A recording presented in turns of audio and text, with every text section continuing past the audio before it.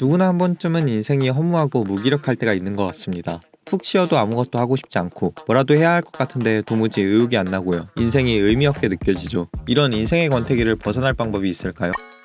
중세 종교의 시대에는 사람들은 인생의 목표가 다들 정해져 있었습니다. 바로 죄를 짓지 않고 죽어서 천국에 가는 것이었죠. 그렇기 때문에 사람들은 자신들의 욕구를 억제하고 기독교에서 요구하는 규범대로 살아야 했습니다. 하지만 기독교와 왕정이 몰락하면서 사람들은 종교에서 해방됩니다. 종교의 세계가 몰락하면서 종교에서 설정한 규범과 제한 등이 모두 무너지고 무효화됩니다. 그 자리에 남겨지는 것은 외부 가치에 의해 규정되지 않는 나 자신이었죠. 이젠 각자가 스스로의 삶의 의미를 찾아야 했습니다. 하지만 삶의 의미를 찾지 못한 많은 사람들이 허무주의에 빠졌죠. 그런 20세기의 삶의 목표를 만들어준 것이 바로 자본주의와 공산주의 같은 새로운 사상들이었죠. 이젠 대다수의 사람들이 자본주의 세계가 설정한 목표, 즉 돈을 많이 버는 것을 자신의 목표로 삼고 살아갑니다. 하지만 자본주의의 세계도 중세의 종교 세계가 그랬듯이 언제 몰락할지 모르는 일이죠. 니체는 이처럼 사람들이 가상의 세계를 만들어내고 그 세계의 기준을 자신의 기준인 양 살아간다고 보았습니다. 이를 아폴론적 꿈의 상태라고 불렀죠. 하지만 그리스 비극에서 영웅들이 몰락하듯이 가상의 세계는 몰락하고 오로지 나 홀로 상태로 느껴지는 디오니소스적 도치의 상태로 회귀하게 된다고 주장했죠.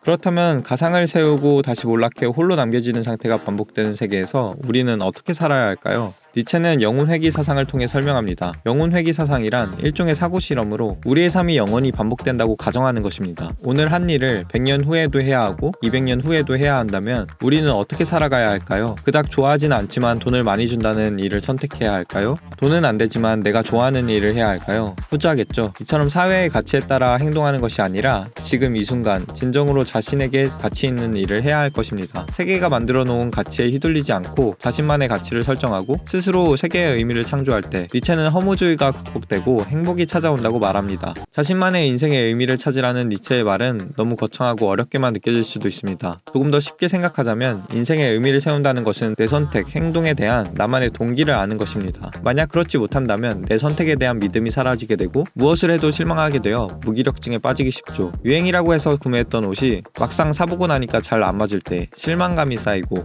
여러 차례 실망스러운 소비가 반복되면 옷을 구매하는 것에 대한 현타와 무기력증이 옵니다. 반면 유행은 아니지만 내 기준에 따라 옷을 구매하면 실패하지 않고 무기력증이 생기지 않겠죠. 가장 중요한 것은 이 일이 나에게 어떤 의미인지를 스스로 질문하고 의미 없는 일은 과감하게 포기하는 것입니다. 니체도 가상을 세우고 무너뜨리는 일을 끊임없이 반복하며 살아가는 것이라고 했죠. 결론은 인생이 허무해지지 않기 위해서는 자신만의 의미를 세우고 그 의미가 아니다라고 생각되면 다시 부수는 일을 두려워하지 않고 끊임없이 반복하며 인생을 살아가는 것입니다. 오늘의 영상을 끝까지 보신 여러분들은 어떤 이유에서 이 영상을 보셨나요? 자신만의 의미를 찾아보세요. 그럼 지금까지 DVP아였습니다. 구독, 좋아요, 알림 설정 부탁드립니다.